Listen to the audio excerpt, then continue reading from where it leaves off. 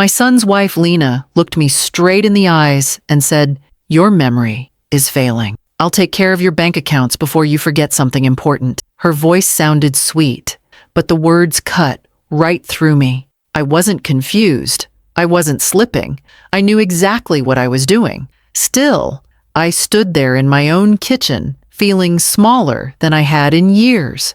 I didn't want to start a fight with my son, Jalen, so I let her take over. I told myself it was only temporary. 3 months later, the bank manager called her into his office.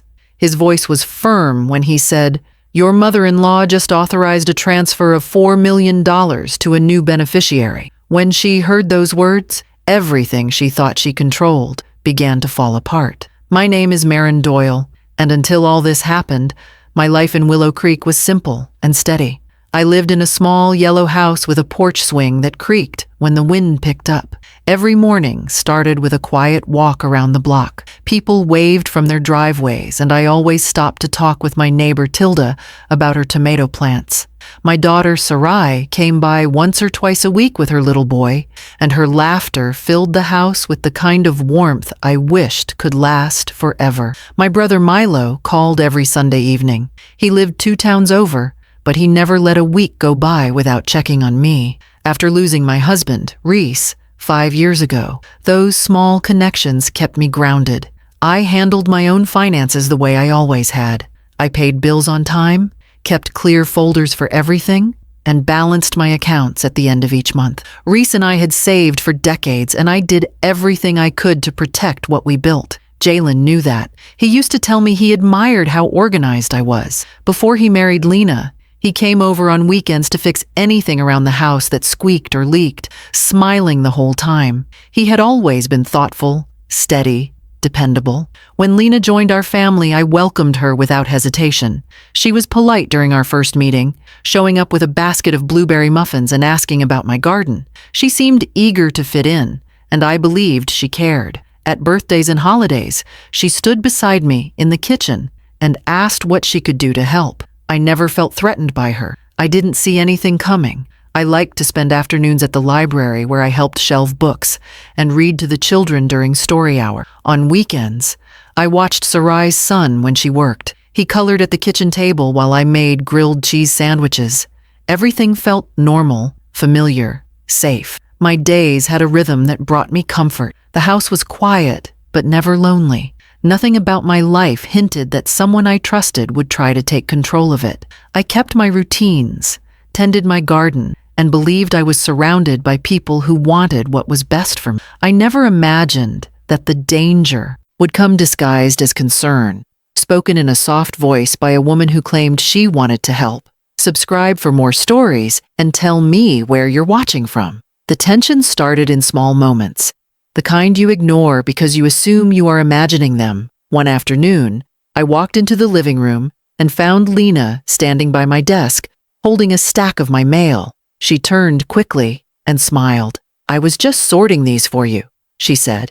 She placed the envelopes down, but her fingers stayed on them a second too long. I thanked her, even though something in my chest tightened. I had not asked her to touch a single thing in that drawer. The next morning, she came over again. She brought a basket of muffins and sat across from me at the kitchen table.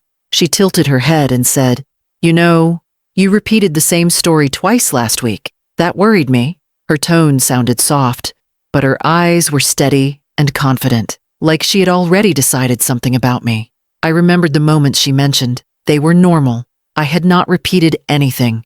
I started to defend myself, but she cut in gently. "It's all right. Everyone ages. That is why I should help you with your accounts." I froze. "I can handle my own money," I said. She smiled again. "Of course you can, but it does not hurt to have someone younger double-check things." When Jalen came home from work that night, she told him I had been forgetful. She told him she was worried about me. I listened from the hallway as she said, "She mixed up dates and bills again. I think she needs support." My son sighed and said he would talk to me. When he came into the kitchen, he asked, "Mom, are you sure everything's all right?" I wanted to say yes, but the doubt in his eyes shook me. I told him I was fine, but he looked unconvinced.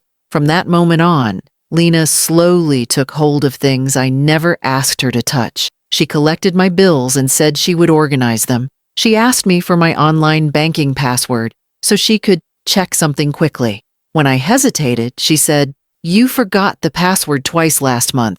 Let me keep it somewhere safe." I had not forgotten anything. Still, she wore me down with her calm voice and patient smile. Within a week, I noticed I had trouble logging into my account. The password had been changed. When I asked her about it, she said, "I updated it so you don't make mistakes." Her words made my stomach twist. She reached out and patted my hand like I was a child. Then small alerts began arriving. New automatic payments I did not recognize. Account adjustments that made no sense. I sat at the kitchen table staring at the messages, feeling something dark spreading through the house. When I confronted her about one transfer she approved without asking me, she said, "You told me to handle that last week." I knew I never had. She watched my face closely, waiting for me to doubt myself. I refused to let her see any fear, but the fear was there. It grew each time she stepped into my home like she owned it. My daughter Sarai noticed before anyone else. She came over with her little boy and saw Lena going through my receipts. After Lena left, Sarai turned to me and said, "Mom, what is she doing, touching your files?" I told her Lena wanted to help. Sarai shook her head. "That's not help. That's control." Her words clung to me long after she drove away. A few days later, my brother Milo came by unexpectedly. He sat in my living room, looking restless. "I heard something strange," he said. "Someone told me Lena has been talking about making sure the family money is safe." He leaned forward. "I do not like the sound of that." I felt my heartbeat pick up. I had not told him about the password changes or the transfers. He could see the worry in my face and said quietly, "You need to keep an eye on her." I tried to act calm, but the truth was becoming harder to hide. Each time Lena came over, she brought a new reason why she should handle something else. One day, she said I had forgotten a doctor appointment. Another day, she said I seemed confused about the date. None of it was true. Still, she repeated these claims to Jalen, building a careful picture of me that was not real. The worst moment came when I received a letter from the bank. It said they had received a request to withdraw a large sum from my saving. At first, I thought it was a mistake. Then, my eyes caught the detail that made my stomach drop. The signature looked like mine, but it was wrong. The slant was different. The curl of the M was nothing like mine. I sat at the kitchen table holding the paper with shaking hands. I whispered to myself, "She is trying to take everything." The idea felt distant and impossible, yet it stared at me from the ink on the page. That night, Lena dropped by again. She smiled and asked how I was feeling. Her voice was soft, yet the house felt colder with her in it. I studied her face carefully, and for the first time, I did not see concern. I saw someone testing how much control she could take. When she stepped into my office without asking, I followed her. She opened drawers like she knew exactly where to look. "Just making sure the bills are in order," she said. Sarai's warning and Milo's concerns echoed in my mind. The forged signature burned in my thoughts like a warning I could no longer ignore. In that moment, something inside me shifted. I realized I was done being polite. I was done being quiet. I needed to act before everything I had built with Reese disappeared into someone else's hands. And for the first time in months, I felt my strength return. Everything changed the night I overheard Lena talking to Jalen in the living room. I had gone to bed early, but the sound of their voices drifted down the hallway. I almost rolled over and ignored it, but something in Lena's tone stopped me. It was low, steady, and full of confidence. I stepped quietly toward the doorway and listened. "She cannot keep doing this," Lena said. "She mixed up the bills again. I think she's slipping." My heart thudded hard. I stood perfectly still, gripping the doorframe. Jalen sighed. "I do not know, Lena. She seems fine when I talk to her." Lena's reply came fast. "You do not see her every day. She needs us to take over before something serious happens." Those words hit me like a blow. I had not mixed up anything, not once. She was building a story around me, shaping me into someone helpless, and my own son stood there listening. I stepped back down the hall as quietly as I could. In my bedroom, I sat on the edge of the bed with my hands shaking. I realized then that silence only helped her. If I kept pretending nothing was wrong, She would keep twisting the truth until even I began questioning myself. Something inside me hardened. I whispered to the empty room, "No more." The next morning, I woke with a feeling I had not felt in months. Focus. I made coffee, got dressed, and drove myself to the bank without telling anyone. The drive felt long, the road strangely quiet, but my hands stayed steady on the wheel. When I stepped into Willow Creek Bank, the familiar smell of paper and carpet cleaner made me breathe a little easier. I walked to the front desk and asked to speak with Mr. Carver. He had handled my accounts for years, long enough to know how I managed things. In his small office, sunlight filtered through the blinds, landing across the desk in soft stripes. I sat down and looked him straight in the eyes. "I need help," I said. I told him everything. The bills that went missing, the changed passwords, the forged signature, the withdrawals I never approved, the way Lena spoke about me as if I were losing my mind. I kept my voice steady, but my chest felt tight as the truth poured out. He listened closely. When I finished, he pulled up my records. His brow tightened when he saw the unusual activity. "These transfers are not consistent with your habits," he said. "I know," I replied. He clicked through the files for a few minutes. Then he said, "Nothing has been finalized. You still have full control of your accounts, but there is risk if this continues." Hearing that felt like standing at the edge of a cliff. I asked, "What can I do?" He explained my options in plain terms. I could reinforce security, remove every name except mine from the accounts, and add a verification step that required my direct approval for any change. He also suggested setting up a protected trust that could keep my assets safe, even if someone tried to interfere again. As he spoke, something in me settled. I understood the choice I had to make. "Let's do it," I said. We spent nearly an hour updating everything. I created a new trust with Sarai as the beneficiary and Milo as the secondary contact. I removed Lena's access entirely. I requested alerts for every transaction, no matter how small. By the time he printed the final document, I felt like a door had swung open inside me. Before I left, he looked at me with quiet reassurance. "You are not losing your memory," he said. "You are protecting yourself." I thanked him and walked out into the midday sun. The sky looked clearer than it had in weeks. My hands no longer shook. The fear that had settled in my stomach had loosened, replaced by determination. When I arrived home, the house felt different, not threatening, not heavy, just mine again. Later that day, Lena stopped by without warning. She stood in the entryway with that familiar, polite smile. "I brought you some soup," she said. "You sounded tired yesterday." I took the container from her hands, watching her carefully. "Thank you," I said. She walked toward my office like she always did. This time, I stepped in front of her. "You do not need to handle anything for me anymore." Her eyes flashed. "What do you mean?" "I updated my accounts," I said. "Everything is secure now. I am managing it myself." For the first time since I met her, her smile faltered. "You should not make changes without telling us," she said sharply. "You can get confused." "I am not confused," I said, "and I am not giving you control of anything." She stood silent for a moment. I saw the calculation behind her eyes, the part of her that always fished for a weakness, but she found none. She grabbed her purse. "Jalen will hear about this," she said. "That is fine," I answered. After she left, I locked the door and pressed my back against it. I felt the weight of the choice I had made, but I also felt something I had been missing for months.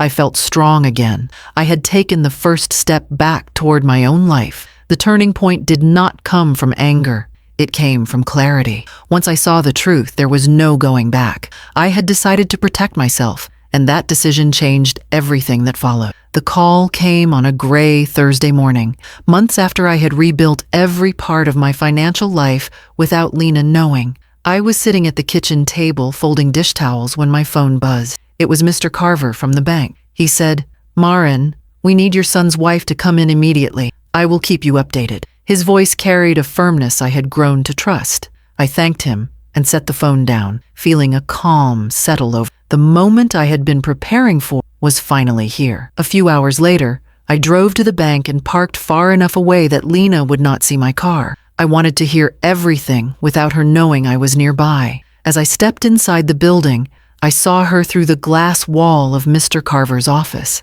Her back was straight, her chin lifted, her purse hugged close to her body. She looked sure of herself, ready to continue the story she had built about my memory slipping away. I walked quietly to the bench across from the office and waited.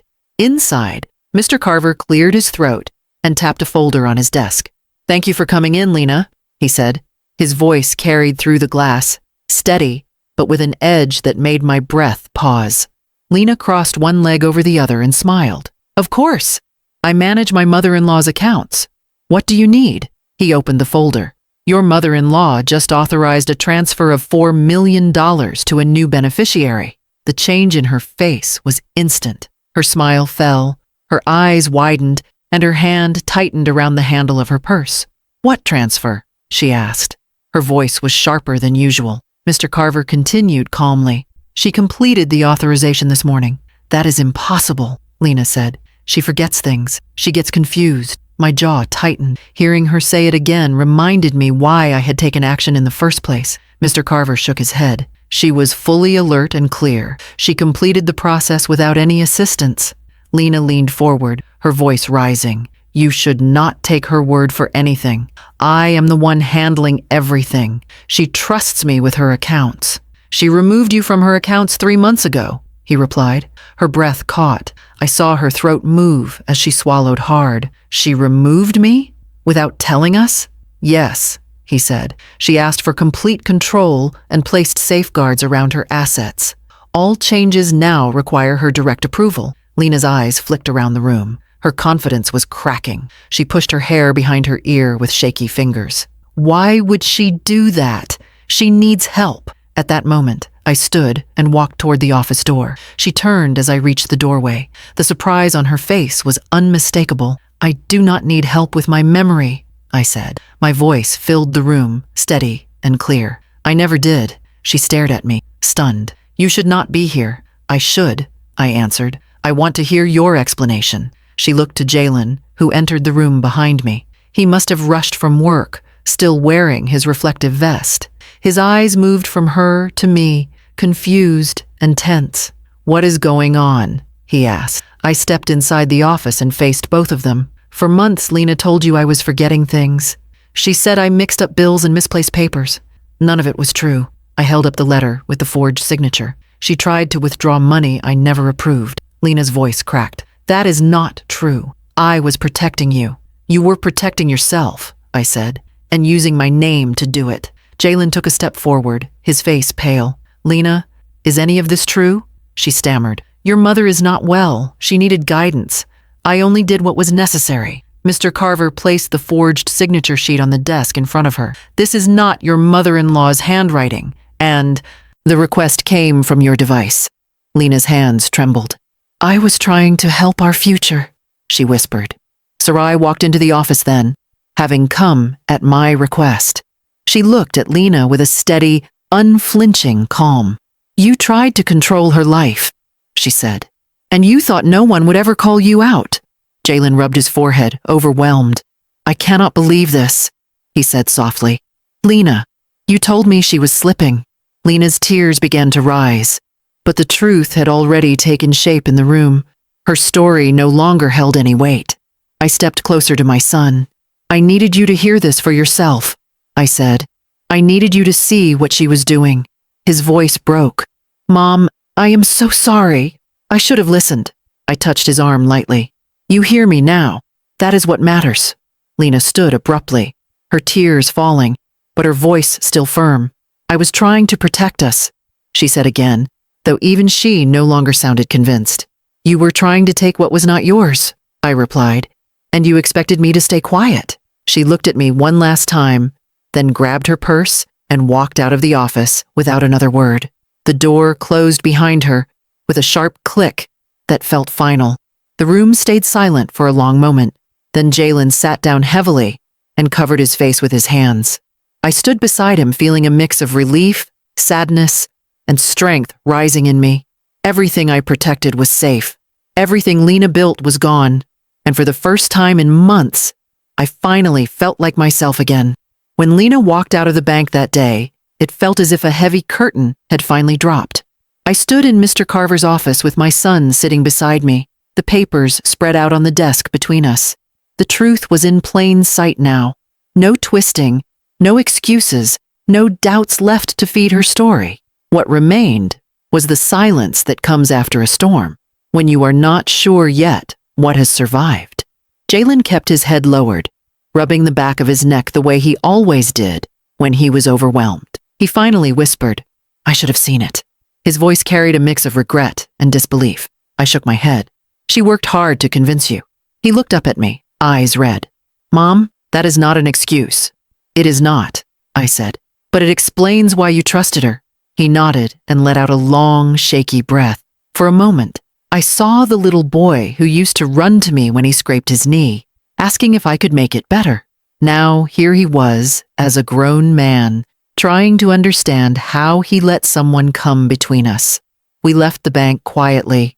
Outside, the air felt heavy and humid, and cars passed by without paying attention to anything happening in our small world. Jalen walked me to my car and rested his hand on the door. "Let me come over tonight. I want to talk." "All right," I said. When I got home, the house felt different. It was peaceful again, but with a new kind of stillness, a protective stillness. I went into the kitchen and made myself a cup of tea. My hands were steady for the first time in months. Later that evening, Sarai came by with her son. She had already heard from Mr. Carver and wanted to check on me. She hugged me tightly, then pulled back to look at my face. "You look lighter," she said. "I feel lighter," I replied. We sat at the table while her son colored quietly in the corner. Sarai gently traced the rim of her mug with her finger. "I knew something was wrong the moment she started acting like your shadow," she said. "I am glad you stood up for yourself." "So am I," I said. It wasn't pride I felt. It was something calmer, something earned. When Jalen arrived, Sarai took her son home to give us space. He sat across from me with his shoulders slouched and his voice low. "She left," he said, packed a bag and drove to her sister's place. She would not talk to me. I looked at him carefully. "How do you feel about that?" "I do not know," he said. "I thought she loved me. Maybe she did, but not enough to stop what she was doing. Not enough to tell me the truth. I trusted her more than I trusted my own mother." His voice broke a little on the last word. I reached across the table and rested my hand on his. "You trusted the person closest to you. There is nothing wrong with that. What matters now is how you move forward." He nodded slowly. "I want to fix our relationship. I want things to be right between us again." "We can do that," I said, "one step at a time." Over the next few weeks, things settled. Lena filed for separation not long after. Word spread around Willow Creek in quiet, careful ways, and I learned that more people had noticed her controlling behavior than I realized. A few neighbors stopped by to say they were glad I was all right.